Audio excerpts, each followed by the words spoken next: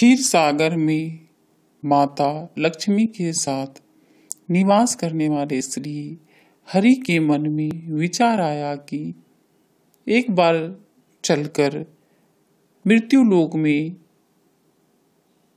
निरीक्षण कर आए। माता लक्ष्मी भी इनके साथ आने को कहने लगी। भगवान विष्णु ने उनसे कहा, आप मेरे साथ एक ही शर्त पर आ सकती हैं, आपको मेरे कहे अनुसार चलना होगा और मेरी सभी बातें को मानना होगा। माँ लक्ष्मी भगवान विष्णु की बात मानकर धरती पर उनके साथ विचरण करने लगी।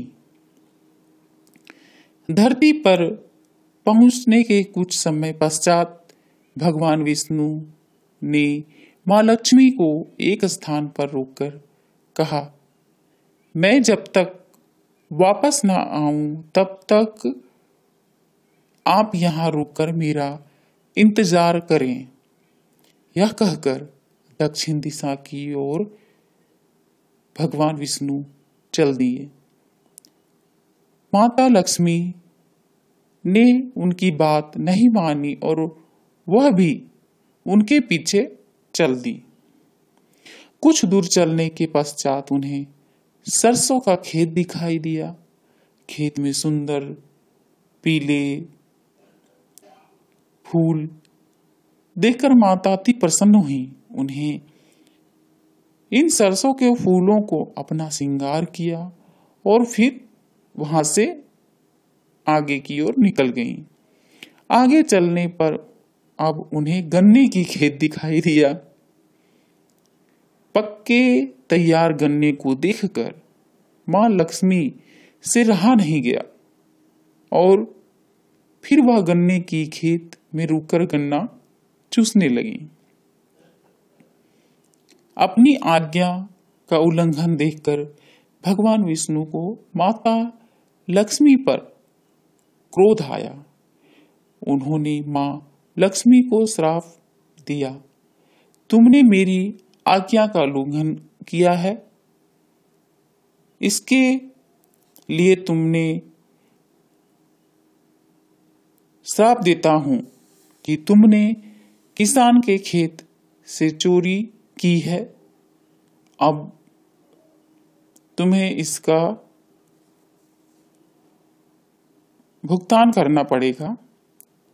इस सब के लिए बदले में अब तुम्हें 12 वर्ष तक किसान के घर रहकर उसकी सेवा करनी होगी।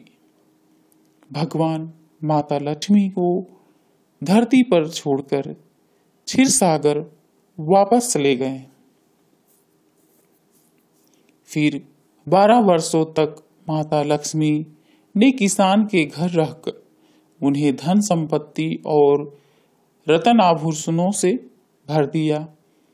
जैसे ही 13वां वर्ष लगते ही श्राप मुक्त हो गई। भगवान विष्णु मां लक्ष्मी को वापस ले जाने के लिए धरती लोक पहुंचे।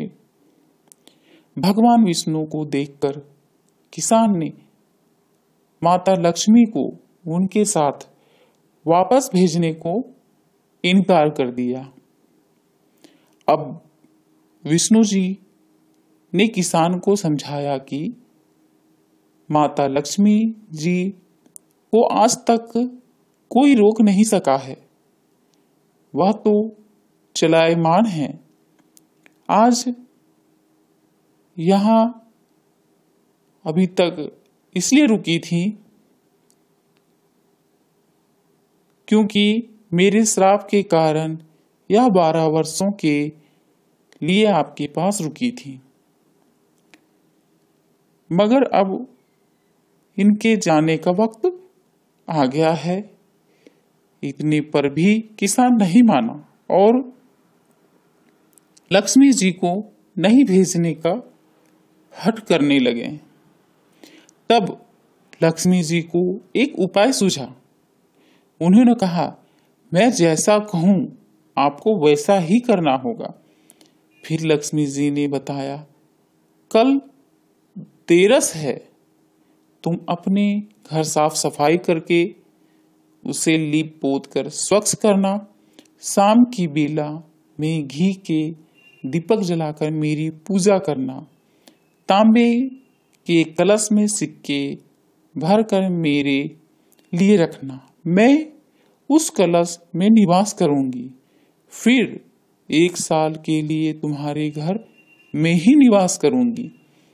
के किसान के ऐसा ही किया और उसका घर भी धन संपत्ति से संपन्न हो गया।